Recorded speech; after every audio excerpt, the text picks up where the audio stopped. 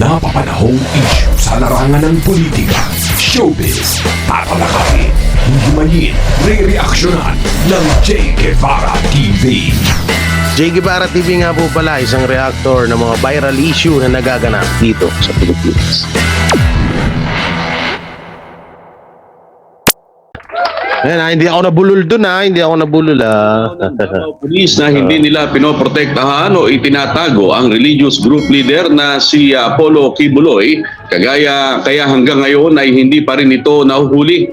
Ayon kay Davao City Police Office spokesperson Police Captain Hazel Caballero, hanggang monitoring lang umano sila hanggat wala pa silang natatanggap na warrant of arrest o koordinasyon sa Senate. O, tignan nyo pagiging fake news ni Mike Abe. Sabi ni Mike Abe sa mga vlog niya, 'di ba? Ano pa ba kulang? PNP Davao. May warrant of arrest na kayo, may ganito ganyan. Inutusan na kayo ng Senado pero hindi nyo pa rin dinadakip si Pastor Apollo Kibuloy. O, tingnan nyo kasi nungalingan, no? O, ulitin natin para maintindihan natin maayos ng maayos. Ng Davao Police na hindi nila pinoprotektahan o itinatago ang religious group leader na si Apollo Kibuloy, kaya hanggang ngayon ay hindi pa rin ito nahuhuli. Ayon kay Davao City Police Office spokesperson Police Captain Hazel Caballero, hanggang monitoring lang umano sila hanggat wala pa silang natatanggap na warrant of arrest. Oh, wala pang natatanggap. Ayan na yung sinasabi ng mga vlogger dyan. O, tingnan nyo, hindi si mga sandamakmak na mga tanga ka, mga tulonggis kayo. Di ba lagi nila pinanglalandakan sa kanilang mga vlog na may bakit daw hindi pa rin hinuhuli kasi may warrant naman daw, bobo lang. Oh, Mike Abe, ano na? Puro kasi gaw sa mo na natatakot daw siya. Ang pinakapangit pa rito, no? Binabalahura ni Mike Abe yung mga kapulisan ng Davao. No? Binabalahura niya yung mga kapulisan ng Davao. Pero mo sasabihin natatakot kay Kibuloy. Mga PNP Davao, natatakot ba kayo kay Kibuloy? Sabi ko, wala, parang tanga lang, oh. Eto, linaw-linaw, wala pa silang natatanggap na arrest warrant para kay Pastor Apollo Kibuloy. Hindi nila pinoprotektahan, hanggang monitoring lang sila. Naiintindihan nyo ba yun? Na hanggang monitoring lang sila. O koordinasyon sa Senate Sergeant at Arms. Balita ngayon. Ang importante gud ma'am namin gunitan nga papel o sa may magkanda ko ka ng para dili may mahulog nga illegal nga mo ang aksyon nga gibuhat sa Davao City Police Office. O ang Sergeant at Arms wala man na receive any coordinations. No, wala naman daw silang natatanggap. So ano yung sinasabi ni Mike Abe? Mike Abe, ano na? Tayo na Mike Abe, tumatanda ka na puro ka fake news yung mga binabalita mo. Ang tanda mo na ano ba naman yan Mike Abe? Busy to si Mike Abe no? So, makasita sa PNP, kala mo siya yung nagpapasahod dun. Oh. Tapos sabihin mo na kinukonsinte ng PNP Davao. Paano nga naman nila aksyonan yun kung hanggang ngayon wala silang natatanggap na arrest warrant? Bobo talaga to eh. Kaya pagkatalonggis mo Mike Abe, minsan na bagu-baguhin mo nagkukulay ubi ka na. Oh, kukulay ubi ka na ha. Ay dyan TV shoutout. Oo. Tuloy natin. Sila nga among gitaguan, wala bayag yun. Dumipensa naman ang Pro 11 sa Ito naman si Franz Castro. Ito si Franz Castro talaga no? Oy Franz, hindi mo na type si Tatay Digong. Si Kibuloy na yung bagong type mo ngayon. Ha? Si Kibuloy na yung type mo ngayon, Franz Castro. Hindi na si Pastor. Hindi na si Pastor ang type niya ngayon, ha? Ikaw, ha? Hindi mo na type si Pastor tuloy, si Tatay Digong, ha? Ikaw, ha? Marunong ka talagang pumili, ha? Ito na naman siya. Pasok, Franz Lipad. The app featured the party list Representative Franz Teacher Castro pala to. na blanco pa rin sila sa kanilang hanay Teacher kahit pala may to. access at pondo naman sila sa intelligence fund. Hindi naman natin pwede sabihin na blanco. Ang masabi ko lang is hindi din ako private sa information ng intelligence unit. Hindi lang naman ng Philippine National Police but the whole intelligence unit na nag-work sa Davao Region. Sinabi rin ni Police Major Dela Rey na maaari rin umanong wala na sa Davao si Kibuloy. Ilang beses eh. Oh, marami na nagsabi niyan na wala na si Kibuloy sa Davao. May hindi may posibilidad daw na wala na si Pastor sa Davao. Mamaya tawagan ko nga si Pastor Kibuloy. Si Ninong. Ninong, wala ka na daw sa Davao, sabi. Nandito lang ako, Jay, na pangin lang ako dito sa sa Kingdom of the Jesus Christ. Paano yung mga pa-fake news nila diyan? Naka-ready naman tayo in anytime pag mag-coordinate na po sila, ma'am. And then, ano din naman na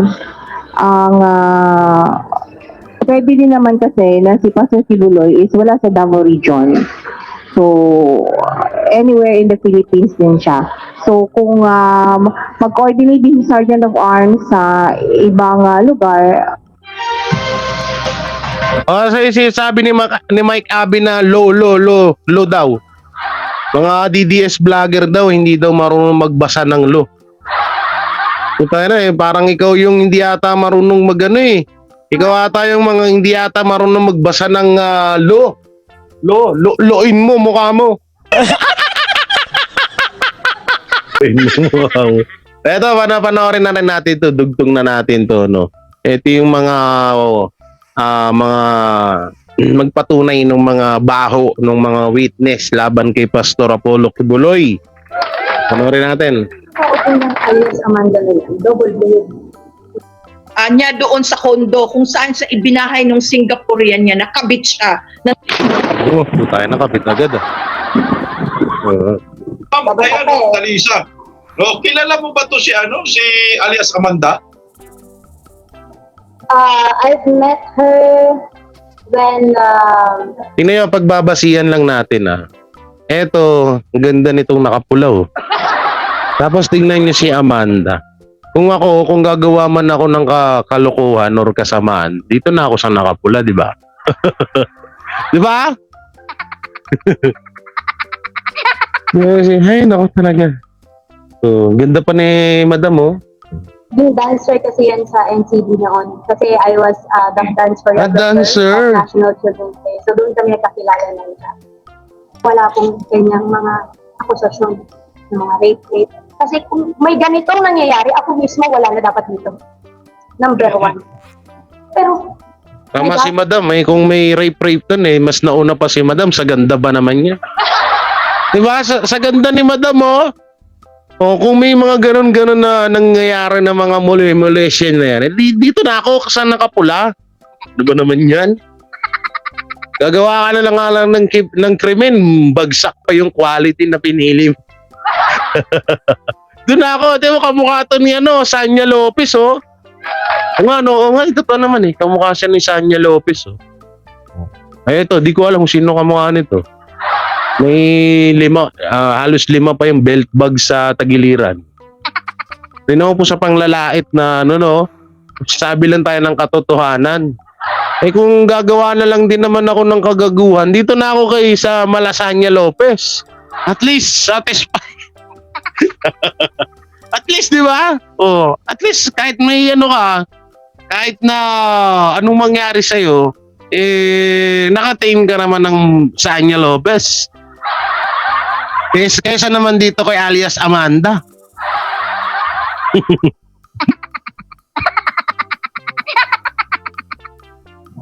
Pastor is a very spiritual man. Tapos aakusahan mo ng ganyan. Bakit?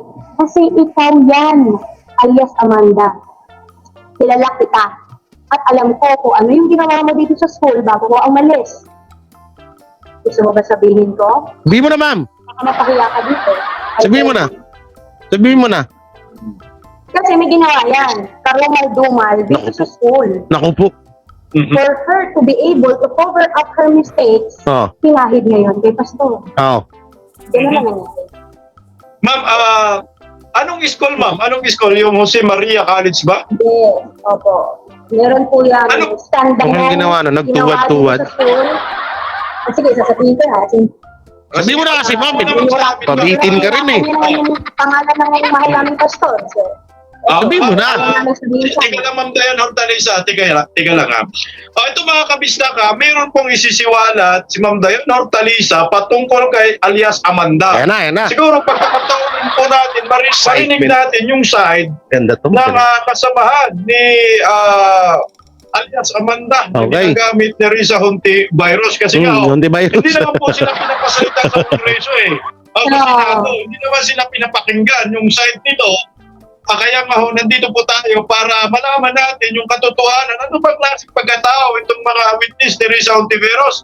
Mga credible ba ito? Kailangan pa ba nating paniwalaan ito? Kailangan bang paniwalaan ng mga senador na nauto ni Risa Hontiveros? At lalo na po yung mga bashers. Ang haba ng ni Risa tanong mo, Hontiveros. Bisdak.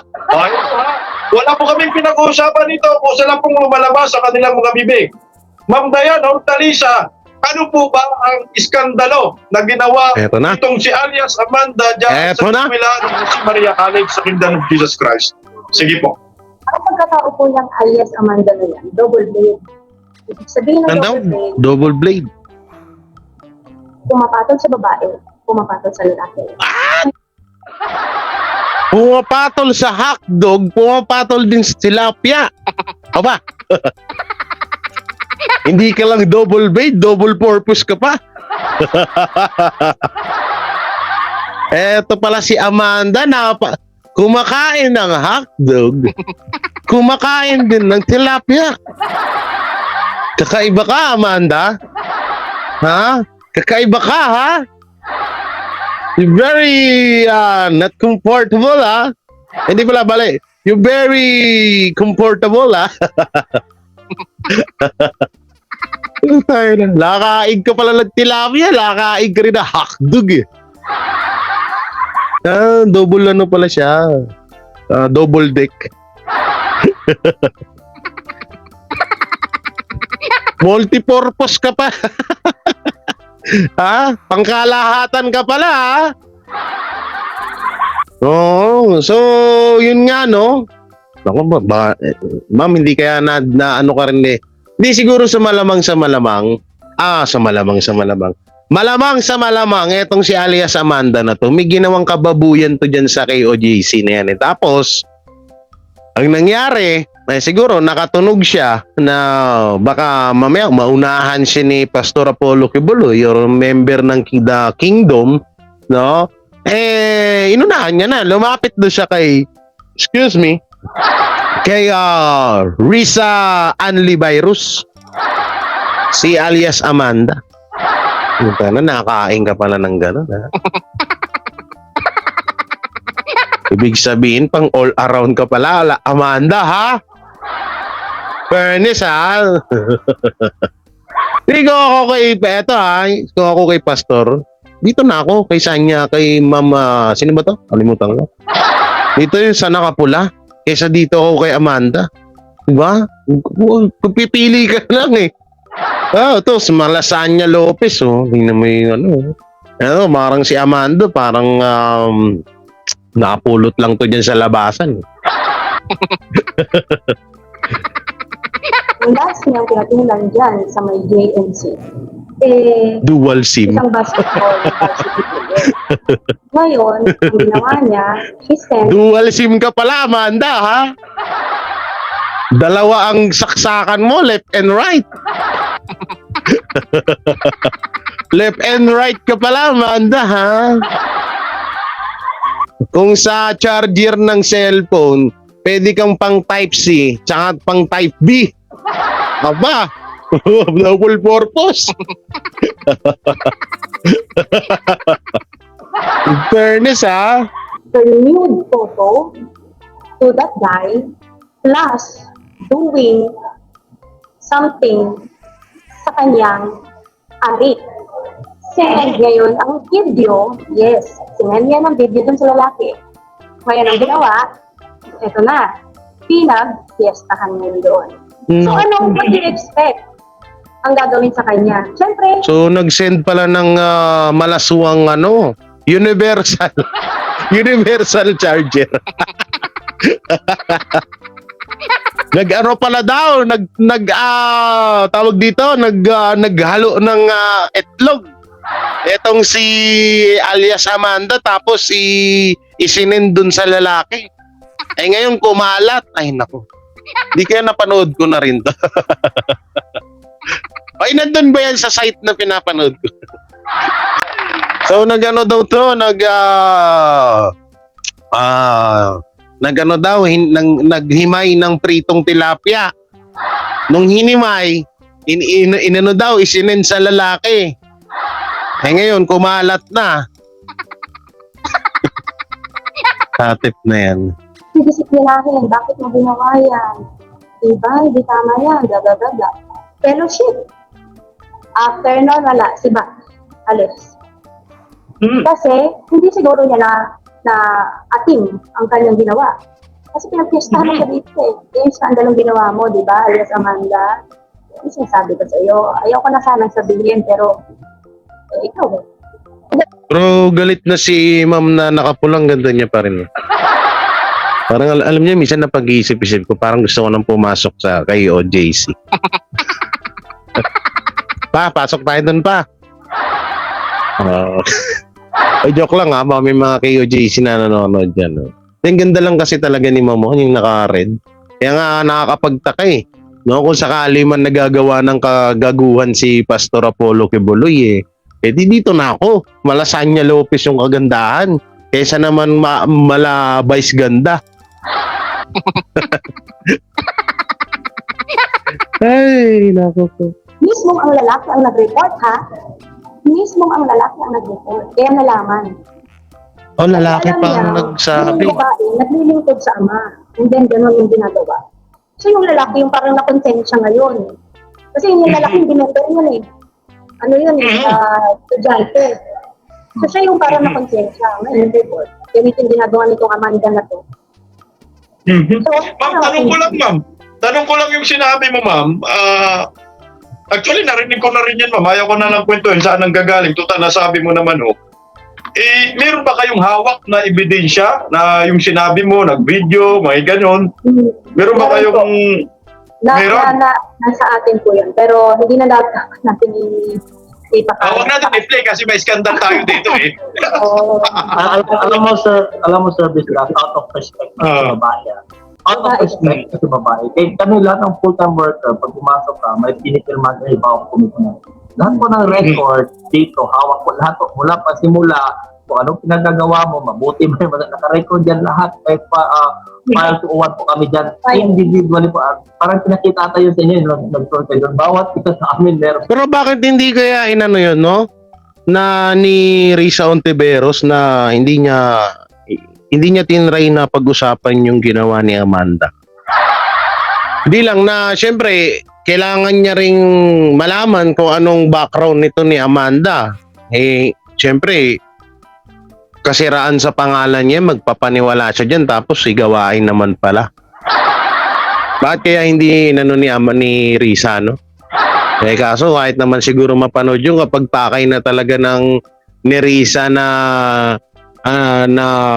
ibagsak si Kibuloy kahit anong katibayan pa na ilabas ni Kibuloy or sabihin na hindi niya ginawa yung kay Amanda, babaliwalain pa rin yun. Grabe buhay ngayon, no? Pero nakakatakot to.